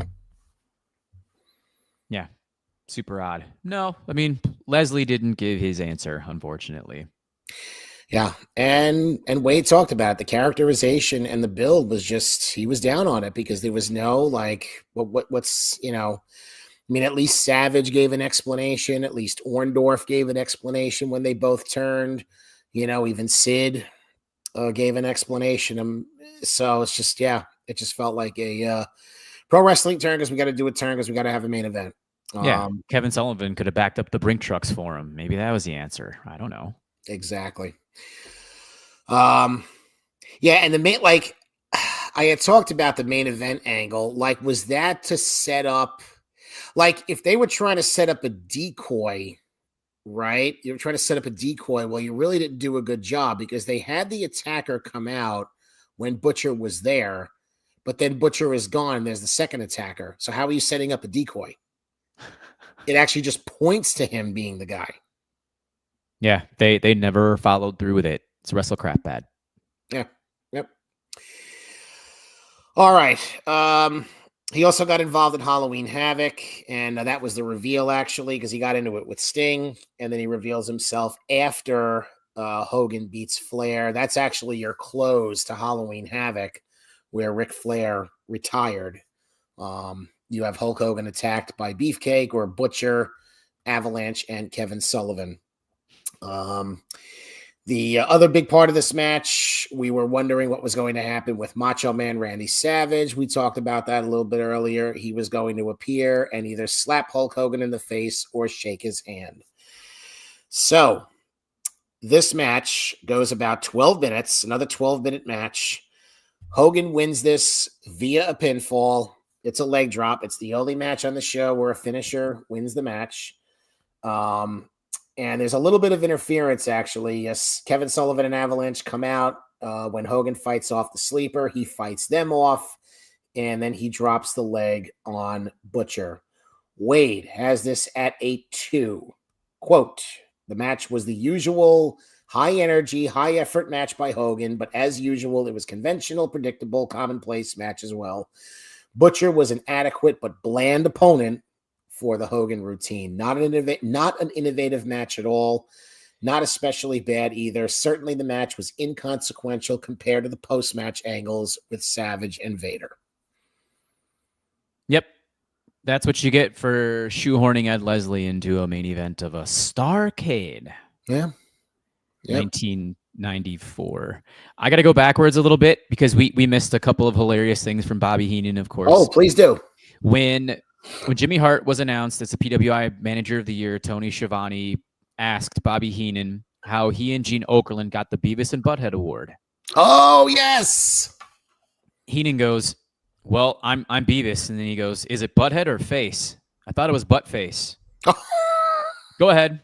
Well, then I got to be Beavis then. The other one, this is tremendous as well. Jimmy Hart winning the Manager of the Year award. It's like Forrest Gump winning the Einstein Award for intelligence. Yes. It didn't happen. Oh, Bobby.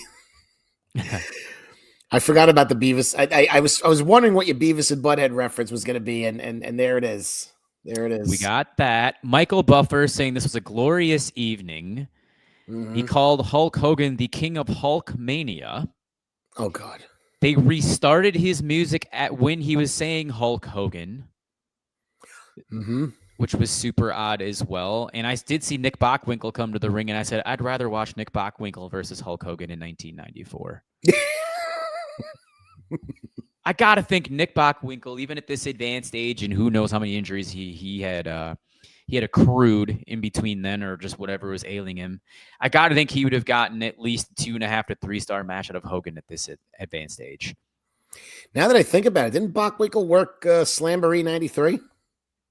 Oh, geez. Now that's cagematch.net worthy right there. I'm going to, because I did that show. I did that show with Chris Maitland here at the Torch, because that was the Legends as 94 was the Legends reunion. But let's see. Nick basically prototyped JJ Dillon. At that time, perhaps, but in his heyday, one of the greatest professional wrestlers walking God's green earth.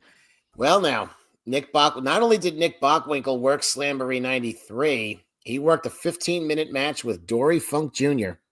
Jeez. Whoa. I'm trying to think. I'm not mistaken. I think that was Haas, right?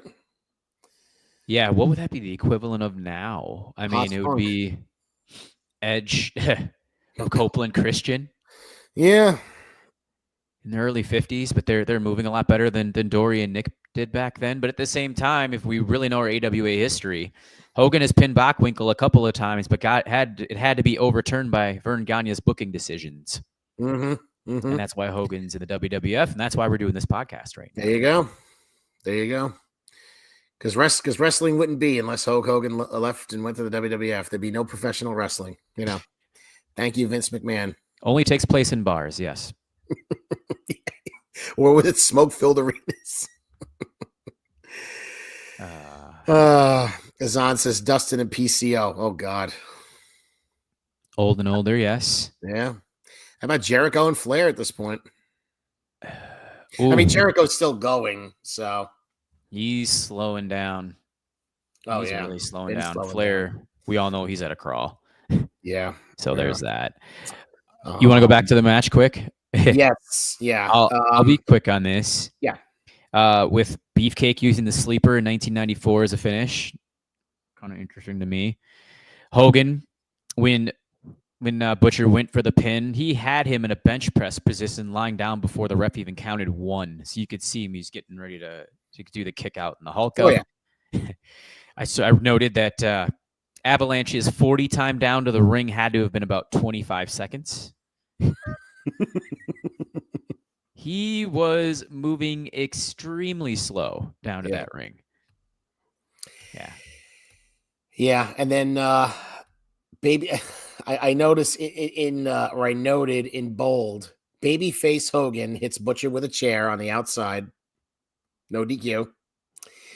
After a brief comeback, Butcher no-sells a punch series, and then babyface Hogan bites Butcher.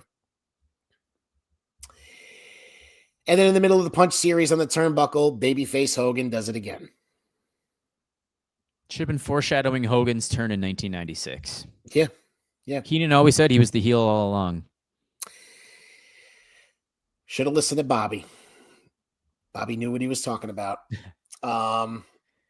Butcher slows it down at one point with a nerve hold, and then he chose not to cover him in an obvious pinning situation. And the story was he wants to punish Hogan.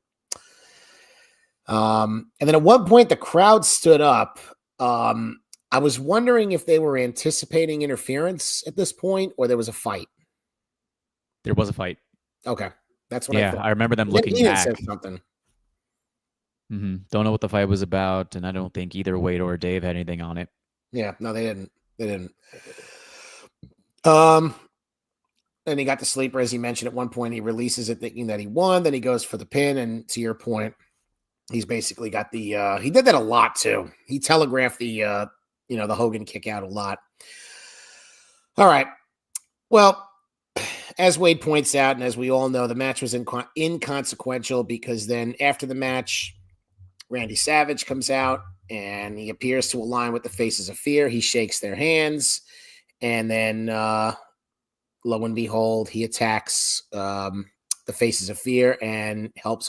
By the way, it was this. I think there was a chair shot here at this point that Hogan just completely missed. I wrote it twice, yeah, because Macho with all black in the middle of the turn, and then Hogan with the love tap chair shots. There had to have been like 3 of them. Yeah. So 2 love taps and a whiff. That'd be a great podcast name. Yeah, well, that's a strikeout, and Hogan should have taken baseball lessons from Randy Poffo. He's no Juan Soto, Frank. No. Which, by the way, I didn't realize. I watched the broadcast yesterday. I didn't realize Michael Cole brought that up when Damian Priest came out. I missed that too. He did. He brought it up. He was a little bit of an obnoxious Met fan. Anyway, where are we here? So Gene interviews Hogan and Savage. In the back, there's some other baby faces, including the Nasty Boys. Oh, by the way, Hogan and Savage pose for the crowd because Hogan must pose. Jesse, that's so long. Yeah, I know. Hogan must pose. That was my joke when in Sting in AEW, was he would always pose too. Sting must pose. Yes. We go to the back. Gene interviews Savage and Hogan. There's a bunch of baby faces. Hogan said that Savage was strategic and he was keeping him razor sharp. Keeping him right on the edge, brother. And then Savage apologizes sarcastically for breaking a promise. Hogan had hopes that the Butcher would come around, but he realized it wasn't going to happen. Says that when he beat Butcher, he felt like he beat a piece of himself. But then the bigger angle happens where Vader comes in, confronts Hogan, says that Hogan is afraid for the first time in his life. He's afraid to be standing here next to him. He says that he's the number 1 contender and is the U.S. champion. And then my favorite line, Jesse, turns to Bockwinkel and says, "Who's running this company, you or Hogan?" Leon White, the beacon of truth. Yes. And then Hogan eventually steps to Vader, who pushes back. And then Gene is upset at Vader. And I'm sitting here and I got in my notes, I'm like, didn't Hogan push him first? Yes, but you always have to defend Terry Bollea. Oh, Gene. And then Gene talks to Nick Bockwinkel, who says that, despite everything that went on, Vader does have a point. And, Nick was right. Gene says he doesn't want to hear it. And another line calls it bureaucratic BS. One thing I also noticed backstage was Alex Wright's earring was very extreme. I didn't pick up on that. I'll have to watch. Lightning bolt in his ear. It was dangling. It would have made HBK blush in those days. Oh boy. It was big. It was almost down to like mid cheek. Wow.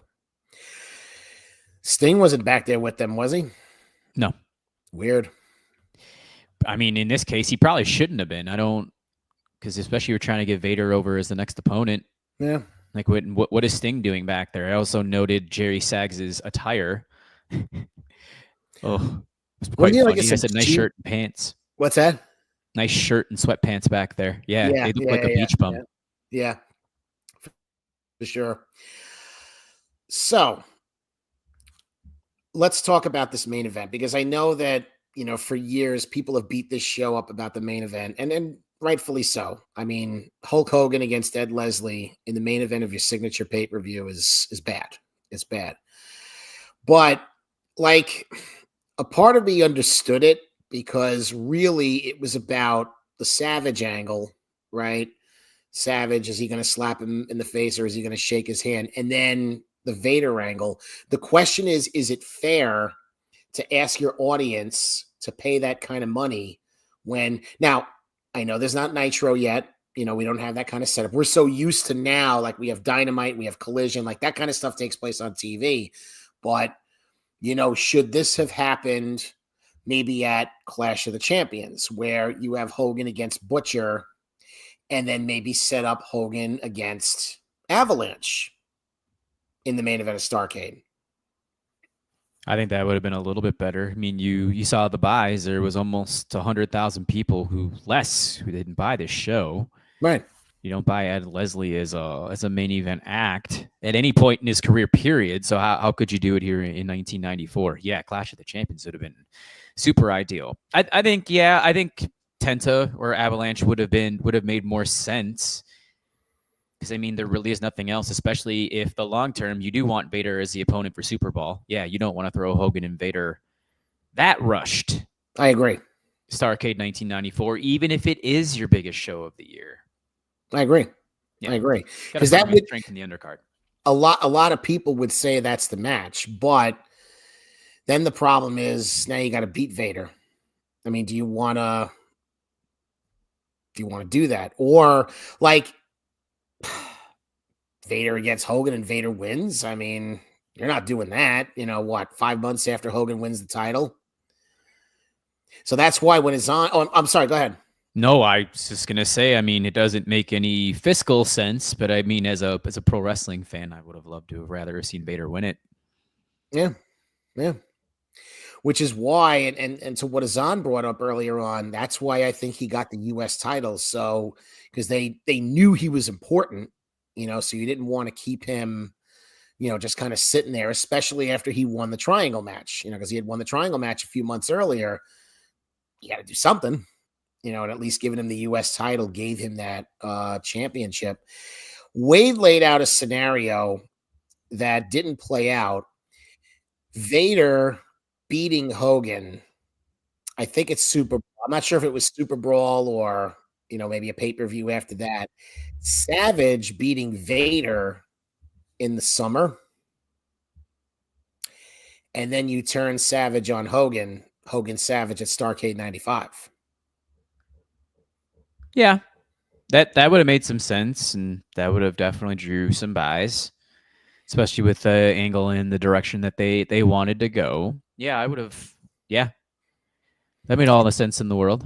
And then you brought up Sting before. At least if Vader beats Hogan, you could rematch Sting and Vader. I mean, Sting doesn't necessarily have to win. True. You also, later on in 95, you have Lex Luger coming into the promotion. Yeah. Yep. So he could find his way at Starrcade 1995 too. Yeah. Yeah. There's definitely options. But yeah, what do you think of the Macho Man coming in at this point and being a baby face? What do you think of the way they played that? Do you think he needed to be a heel? In other words, the better question is, do you think he needed to immediately turn on Hogan? If Vader is your long-term plan, no. Mm-hmm. I think later on you could have played it up to where Savage and Hogan get into it. Maybe have them wrestle down the line at Great American or Bash at the Beach or something along those lines in 95. Mm-hmm. Yeah, I mean, they're always better enemies than they are friends. Yeah. But I think in the beginning, I think it was fine, because the crowd naturally wanted to cheer Savage anyway. So you're probably fighting the tide if you turn him. But I just feel like we never got a good Hogan Savage feud. I mean, we did, but we got it the opposite when, Hogan turns on, WCW basically, and turns on Savage. No, you're right. And I'm actually cage matching Steve Austin's what happened to him. He didn't start wrestling again after November 16th until February the 3rd of 1995. It's like, why couldn't you, after he loses to Duggan, and you don't have him lose in 27 seconds? No, I mean, you have him lose by some sort of shenanigans. Why don't you move Austin into one of these top slots? It's crazy. It's crazy. Unbelievable. Yeah. And it's crazy, the names, I mean, Levesque, Austin. I mean, people have lamented about Dustin, but I mean, that's a name that I think was fine kind of moving on and going to WWF. I don't think he was going to be ever anything more than the mid card. Maybe an occasional challenger to the world championship. Absolutely. I'm looking at the rest of Steve Austin's 95 right now, and he would lose in a U.S. heavyweight title quarterfinal to Randy Savage on WCW Saturday Night in the 11th. He would go on for a tour of New Japan, and then I think that's probably where he got injured, and then he got fired by FedEx. Yeah, I think he gets fired in September, if I'm not mistaken, via FedEx package. Yep. Nice. And nice. The building blocks, and the rest is history. Oh yeah. So just to wrap it all up, we're kind of like feeling good about WCW at this point, but with reservations. Would that be the best way to put it? Without knowing what's to come. Forget it, you know what I mean? I would say yes, especially if you buy into Hulk Hogan as being your answer, which WCW did, and I'm sure a good chunk of the fan base did. So, yeah, you could do that for a little while. It's just a matter of what after.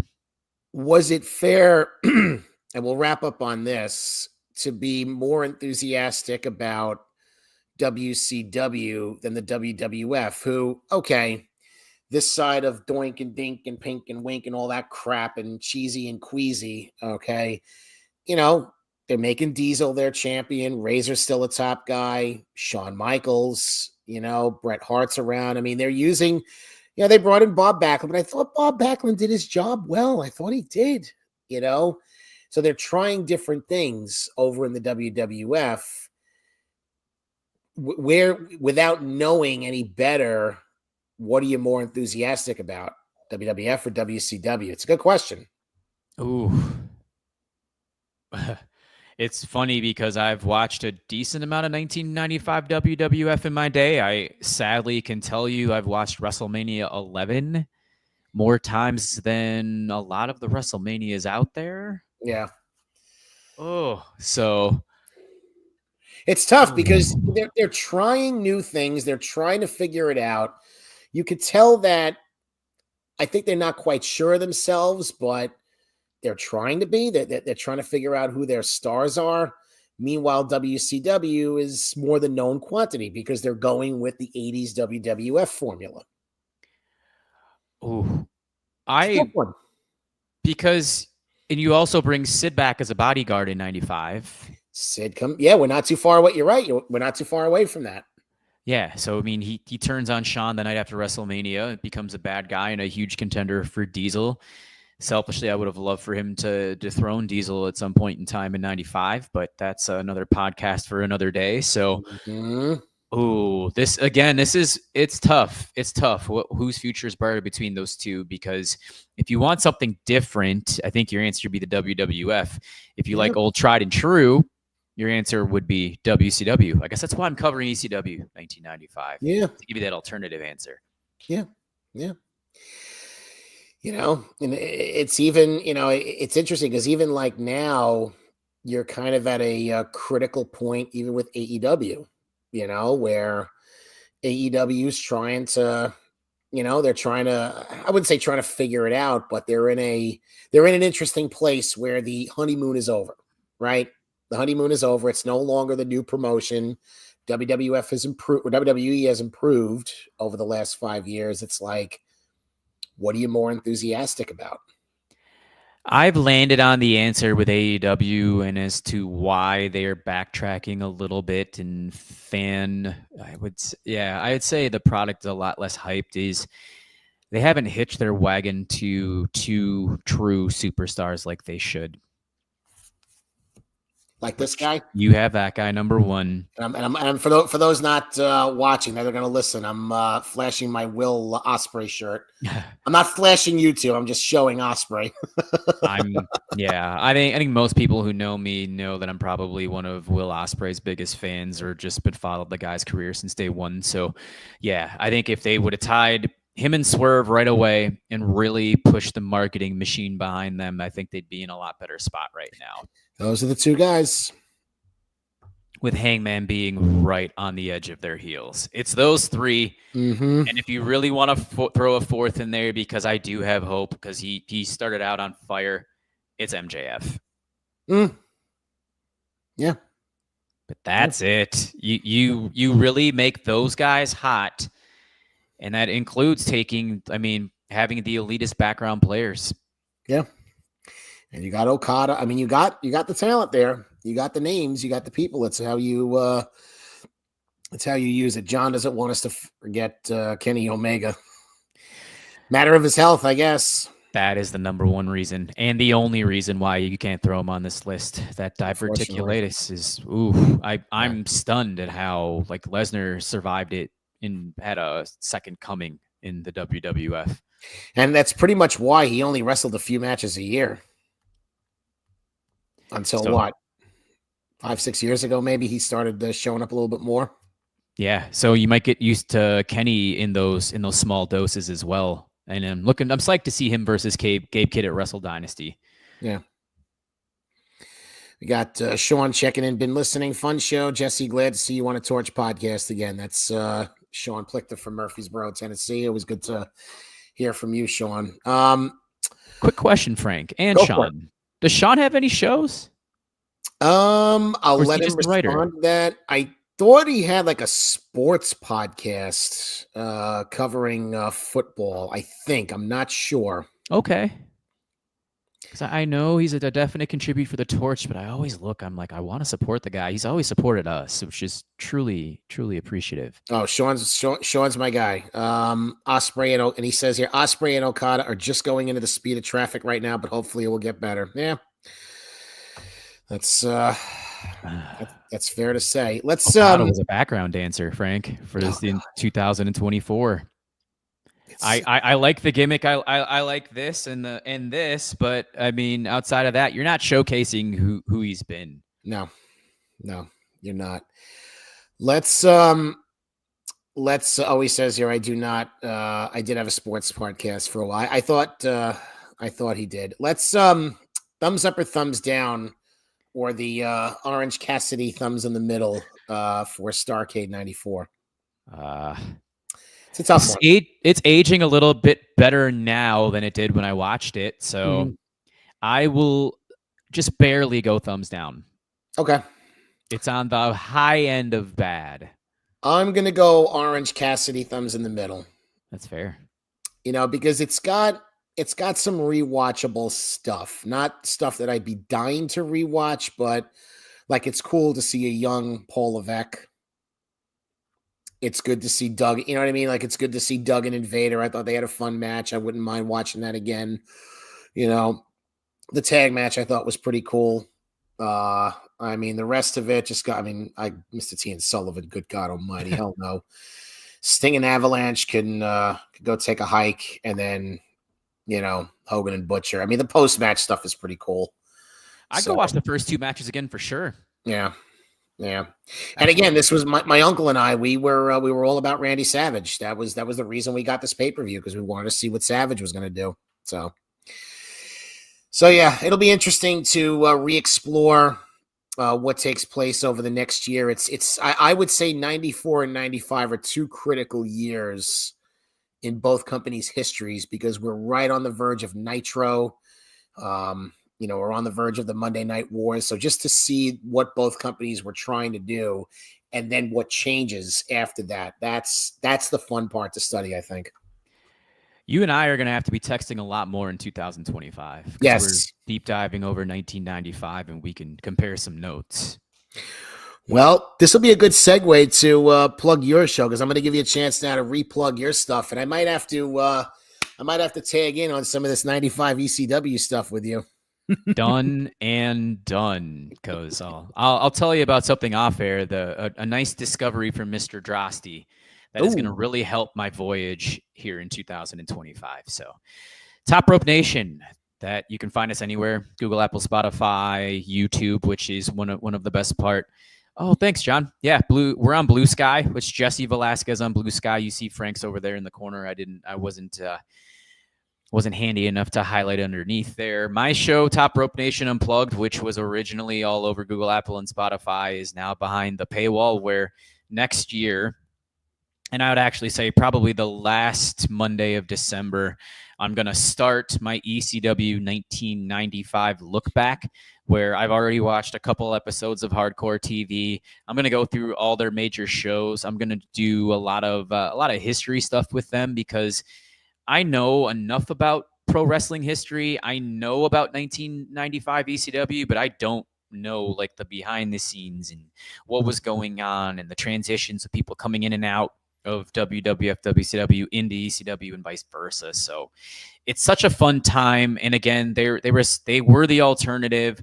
A lot of people would tell you now that ECW was the best North American promotion in 1995. So I'm going to try to put my stamp on it throughout the year and give you my answer. Yeah, for sure. You guys just did Survivor Series 92 over there. I think we're in the stage of determining what the next classic is going to be, correct?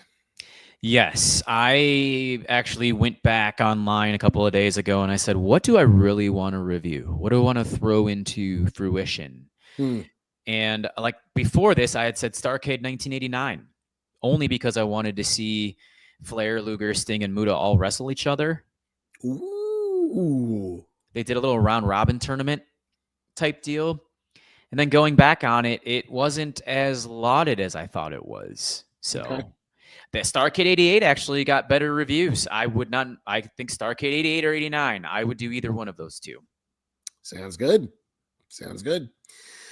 We'll look forward to that. And I blanked out for a second. Did you plug your socials? Jesse C. Velasquez on X, which I'm very rarely on. Yeah. And now it's turned into Blue Sky, which is jessevelasquez.bsky.social. So yeah, we're putting out more content on Blue Sky these days. And Ryan is always key when it comes to TikTok, Instagram, pretty much any social media platform. He'll throw some shorts in there. He's really, really good about it, which is amazing to me because that man has so many different hats. Yeah.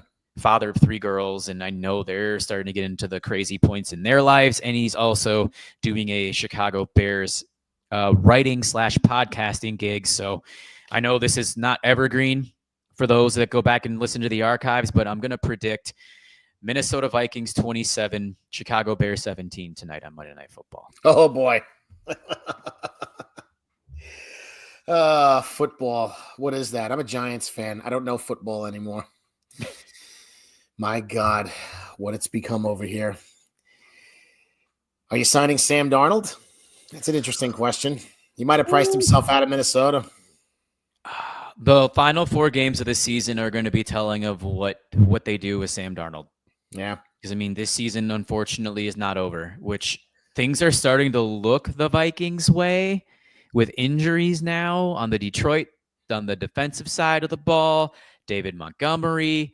Now Geno Smith with the Seahawks might not be playing next week against the Vikings in Seattle. It's like everything is breaking Minnesota's way in a year where they were supposed to only win about 6 games. Unbelievable coaching job. I am now that the Giants season is over, I'll be taking my talents to the Midwest and rooting for the Vikings the rest of the way. So unbelievable coaching job. Yeah. That's really all I can say about this season because they were going to predicted by everybody, including myself, to finish last in the NFC North. Oh, yeah. Unbelievable. I'll highlight here. Gosh, the Giants are a dumpster fire. Geez, yeah, Sean, they are a dumpster fire. Might actually be a compliment.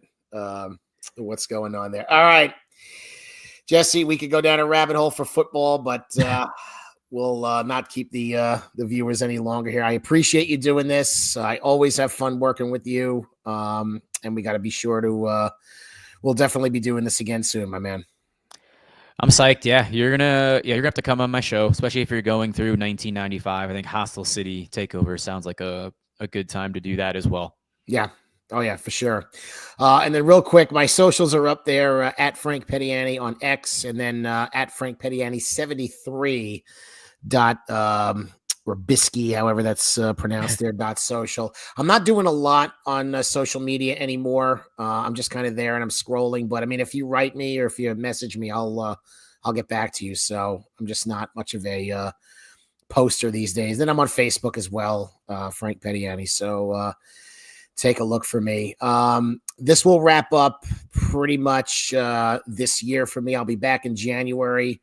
The 95 Rumble is definitely on the plate. And then the other show that month, we'll see. I'll, either, something with WCW or maybe another Rumble. Usually the Rumble, I try to do a couple of Rumbles in the month. So we'll see what seems appealing. 95 for sure. And 05 is one of the better ones. 05. I have done 05. I did 05, and that was a lot of fun. That show was actually better than I remembered it when I watched it. I did it about 3 or 4 years ago with Tyler Sage, now of Brass Ring Media. So to give those guys a shout. The 2000 Rumble as a whole, the undercard was awesome. The Rumble itself was fine. Yeah. Yeah, the 2000. I think did I watch that show live? No, I think I got a tape. I think I got like a VHS from somebody. So, and I watched it at work. I was working at the airport at the time. I was working at JFK, and I got a tape, and I remember watching it in the back with some of the guys. There was no flights, so we were just hanging out watching it. So, but anyway. What's that? Debut. I said being an ECW fan, Taz's debut. Yes, Taz's debut. Huge pop too. Huge pop. Yeah. So, all right, Jesse. We'll wrap it up there for Jesse Velasquez. I am Torch contributor Frank Peteani, reminding you when you are looking for nostalgia, you have come to the right place where we talk pro wrestling then and now.